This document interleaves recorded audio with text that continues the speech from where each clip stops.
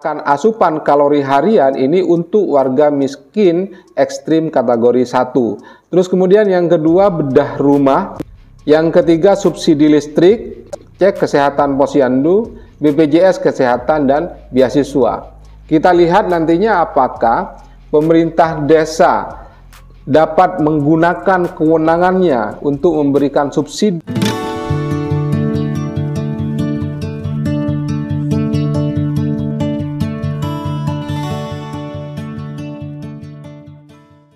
Assalamualaikum warahmatullahi wabarakatuh. Salam sejahtera untuk kita semua, sahabat desa banget yang berbahagia. Kita bertemu lagi dengan tema yang sama, yaitu penghapusan kemiskinan ekstrim berdasarkan Instruksi Presiden Nomor 4 Tahun 2022.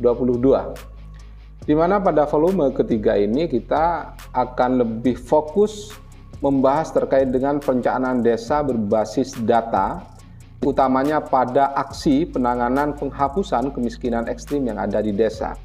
Sebelumnya kita sudah jauh membahas terkait dengan makna dasar dari warga miskin ekstrim itu apa, terus kemudian strategi kebijakan yang diambil oleh pemerintah itu bagaimana, dan sahabat desa juga telah tahu beberapa daerah dan desa yang akan menjadi sasaran pada penanganan warga miskin ekstrim dari 4 fase yang pada konten sebelumnya kita telah kupas tuntas.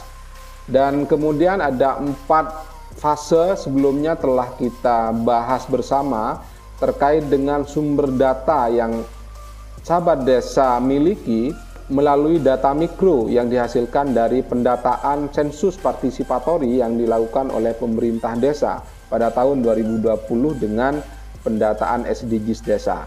Kali ini kita akan mempertajam dari beberapa pembahasan sebelumnya dengan aksi penanganan warga miskin ekstrim yang ada di desa. Kita petakan melalui 5 elemen. Yang pertama yaitu pengurangan keuangan. Pada pengurangan keuangan ini ada beberapa upaya yang perlu dilakukan oleh kita dalam melaksanakan aksi penanganan warga miskin ekstrim yang ada di desa kita. Antara lain yaitu gerakan asupan kalori harian untuk warga miskin ekstrim kategori 1, di mana pada materi sebelumnya sudah kita bahas terdapat 2 kategori warga miskin ekstrim.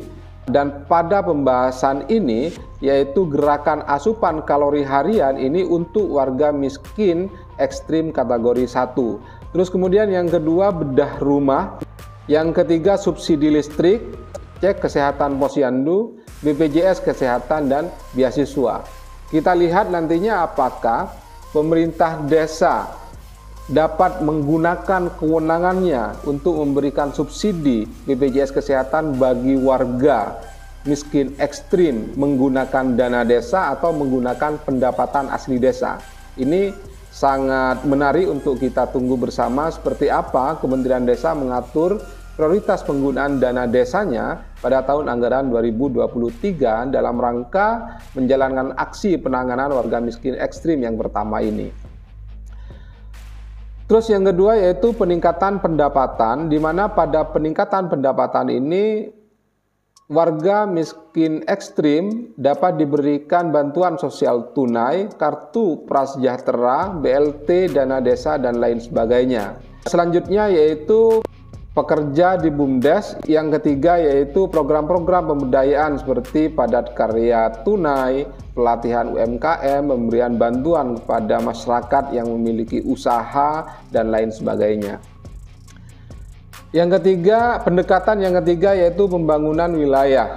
Pembangunan wilayah ini antara lain sanitasi permukiman, keluarga miskin dan miskin ekstrim, terus kemudian sarana prasarana transportasi untuk pemukiman keluarga miskin dan miskin ekstrim.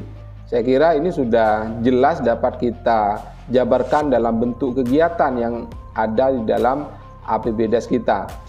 Pendampingan desa, di mana pada pendampingan desa kita perlu fokus mendampingi desa untuk fokus RKPdes dan APBDesnya untuk penanganan warga miskin dan miskin ekstrim yang telah kita petakan pada materi pertama dengan 2 kategori miskin ekstrim.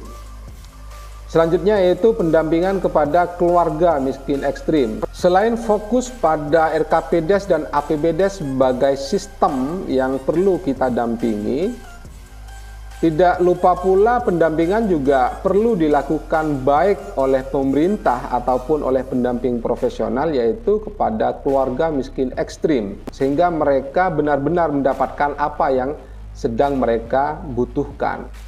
Yang terakhir yaitu pada aspek kelembagaan, di mana pada aspek kelembagaan ini pemerintah desa dapat memberikan fokus dengan membentuk atau menguatkan posyandu kesejahteraan yang ada di wilayah desa kita untuk warga miskin ekstrim, sehingga ada pos kontrol yang baik di setiap wilayah yang ada di desa Bapak Ibu dalam menjalankan aksi penanganan warga miskin ekstrim yang ada di desa kita. Dengan adanya strategi aksi penanganan warga miskin ekstrim dengan 5 pendekatan ini, diharapkan ini akan menuntaskan apa yang menjadi keinginan Presiden Republik Indonesia, sehingga pada tahun 2024 benar-benar 0% miskin ekstrim yang ada di Republik yang kita cintai ini. Selanjutnya yaitu pentingnya basis data pada aksi penanganan warga miskin ekstrim, di mana yang perlu diperhatikan oleh pemerintah desa adalah aspek kewenangan desa. Jangan sampai terdapat kegiatan atau program yang bukan merupakan kewenangan desa, tetapi pemerintah desa memaksakan diri memasukkan program atau kegiatan tersebut di dalam satu bingkai kegiatan yang ditetapkan menjadi kegiatan desa dan dialokasikan dalam APBDes. Oleh karenanya, pemerintah desa perlu mencermati terlebih dahulu terkait dengan apakah kebutuhan tersebut merupakan kewenangan desa atau tidak.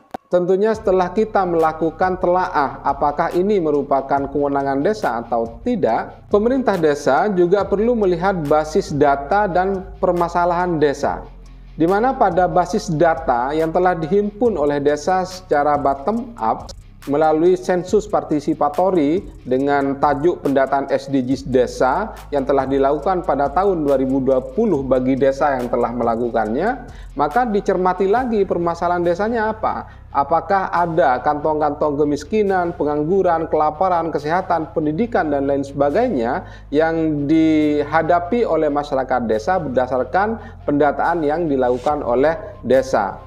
Maka setelah itu dilakukan oleh pemerintah desa, hendaknya pemerintah desa melakukan proses perencanaan desa yang pada bulan Juni ini sebenarnya pemerintah desa sudah memasuki bulan perencanaan untuk tahun anggaran 2023. Sehingga setelah perencanaan matang dilakukan oleh pemerintah desa, baru kemudian pemanfaatan dana desa kita yakini akan sesuai dengan apa yang menjadi semangat Presiden Republik Indonesia yang diatur di dalam Inpres nomor 4 tahun 2022.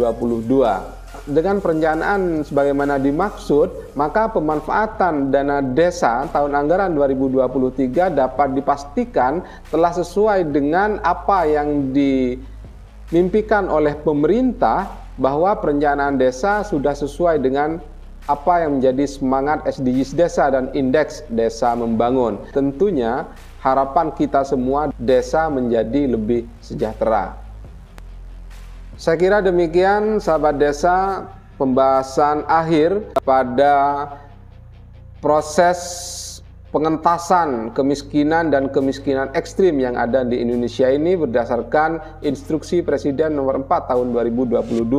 Semoga desa kita, wilayah kita, daerah kita benar-benar mewujudkan tujuan SDGs desa nomor 1, yaitu desa tanpa kemiskinan. Terima kasih, salam sehat, salam sejahtera. Wassalamualaikum warahmatullahi wabarakatuh.